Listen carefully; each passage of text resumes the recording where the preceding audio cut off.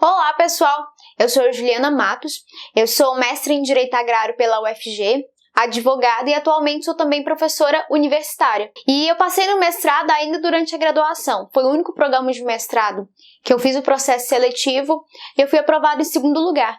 Então hoje eu quero conversar com você, estudante de Direito, que ainda está na graduação, mas já tem o interesse então de fazer mestrado. O que você precisa fazer, então, para se preparar ainda na graduação para um processo seletivo de mestrado?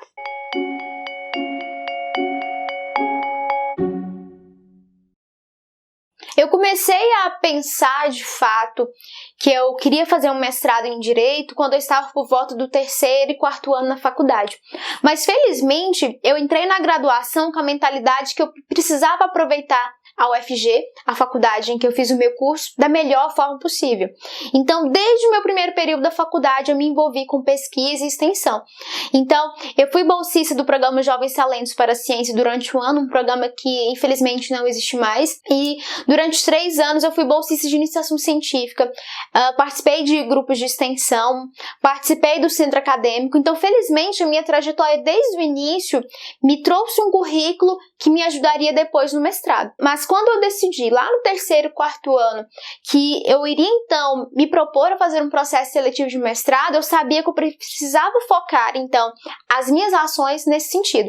Então eu quero ajudar a você que já está pensando em fazer mestrado, como que você pode melhorar o seu currículo e a sua bagagem de leitura para que quando você fizer o processo seletivo de mestrado, você também seja aprovado. Durante a graduação, então, o que você pode fazer é, primeiramente, criar um currículo Lattes. Eu vou deixar o link aqui na descrição de onde você fará esse currículo Lattes, porque tudo que você fizer durante a graduação, que for acadêmico, que mostrar que você tem um perfil proativo, um perfil de pesquisador, é interessante, então, para um programa de mestrado. Então, o que você pode fazer para ter esse perfil de pesquisador? Fazer pesquisa na faculdade e, querendo ou não, extensão. Então, como que você vai fazer pesquisa? Você tem que tentar, então, ser um bolsista de iniciação científica ou fazer iniciação científica voluntária, que normalmente as faculdades chamam de PIVIC. Então, mesmo que você não tenha bolsa, mesmo que você faça a iniciação científica voluntária, é de grande ganho para o seu currículo que você faça essa iniciação científica. Eu não acho que um programa de mestrado vai desmerecer você porque você não foi bolsista, por exemplo. Não, pelo contrário, né? Podem entender, na verdade, que seu esforço foi talvez até maior porque você não tinha uma bolsa. Então, tente virar um aluno de iniciação científica, tanto um bolsista quanto um voluntário. Porque, além disso, ir para o seu currículo, além de você ter esse certificado de iniciação científica, você vai ficar 1 ano fazendo pesquisa. Então, 1 ano que você vai ficar pesquisando um tema específico com base num projeto de pesquisa, você vai desenvolver um plano de trabalho. Então, você vai ter uma carga de leitura que, se você não fosse um aluno de iniciação científica, dificilmente você iria ter. Então, vale muito a pena você fazer a iniciação científica, mesmo que seja sem bolsa, porque isso vai para o seu currículo e você vai ter uma carga de leitura muito grande.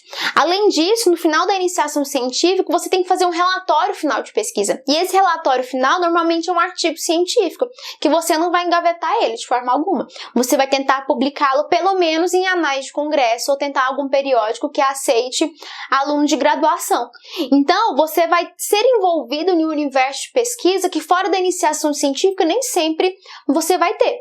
Então, a iniciação científica te abre possibilidades que você nem imagina. Além da iniciação científica, a gente tem a monitoria. A monitoria, por outro lado, ela não trabalha a pesquisa, mas sim a docência. Quem faz o mestrado acadêmico é que está pretendendo ser um professor, está pretendendo ser um pesquisador. Então, muitos programas também pontuam a monitoria, então, na pontuação de currículo. E se não pontuarem, eu tenho certeza que a banca vai ver com bons olhos você ter feito monitoria. Mas a monitoria você tem que escolher com muita cautela aquele professor, aquela disciplina que você vai fazer. Eu, por exemplo, eu optei por não fazer monitoria, preferi dedicar os meus esforços, então, na iniciação científica.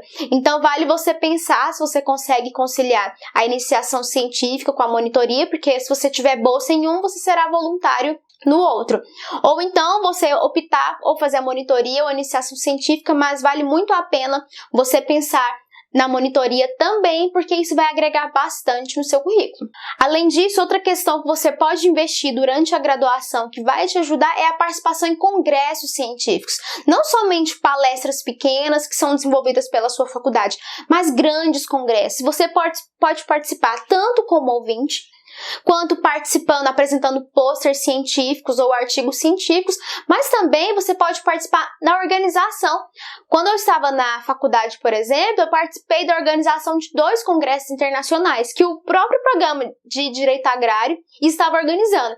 E é interessante pensar que quando eu participei da minha primeira organização de congresso, eu ainda estava no meu 2º período, eu nem sabia direito o que era um mestrado, mas eu sabia que participar da organização de um congresso internacional como da Rede do Novo Constitucionalismo Latino-Americano iria me ajudar bastante. E de fato ajudou, porque eu adquiri a experiência então desse cotidiano da organização de um congresso, pude participar, conheci novas pessoas, novos professores, pesquisadores, mas também lá na frente, quando eu estava no processo seletivo de mestrado, aquele certificado de organização me ajudou bastante. E além de organização, como eu disse, você pode apresentar trabalhos. Eu apresentei trabalhos no Comped, vou deixar o link do site do Comped aqui também. Apresentei pôster no Comped quando eu estava no meu 2º ano de faculdade, se eu não me engano. Inclusive, ganhei prêmio de menção honrosa, ou seja, eu só ganhei esse prêmio porque eu fui lá apresentar. Porque eu aproveitei a oportunidade de poder ir no Comped João Pessoa. Participei do congresso da FEPOD, vou deixar o link aqui também. E o interessante da FEPOD é que, pelo menos quando eu participei, eles aceitavam artigos de alunos de graduação, coisa que o Comped não aceita. Participei de congressos da área da educação. Os congressos da área da educação, eles são bastante abertos, dá pra gente do direito, então, participar, pensar em temas, então, de artigos que vão agregar, então, para um congresso na área de educação. Então, participem de congressos acadêmicos, tanto como ouvinte, quanto organizando, quanto apresentando trabalhos, que eu tenho certeza que isso vai melhorar muito o seu currículo. E se você, por acaso, não conseguiu se tornar um orientando de iniciação científica ou um monitor de uma disciplina, ou você não tem condições financeiras ou de tempo para participar de um congresso, leia muito. Leia textos científicos de periódicos da área de concentração das linhas de pesquisa do mestrado que você está pretendendo. Peça ajuda para professores. Normalmente os professores são bastante solícitos com os alunos nesse sentido. Peça indicação de leituras extras. Participe dos eventos que o mestrado que você pretende organiza. Talvez esse mestrado seja da sua cidade. Então, já crie o perfil de pesquisador ainda na graduação, porque ajuda muito na avaliação que eles vão fazer de vocês. Não que vai ser uma avaliação tendenciosa, mas inconscientemente eles vão ver, nossa, essa pessoa desde o início da graduação já tinha um perfil de pesquisador.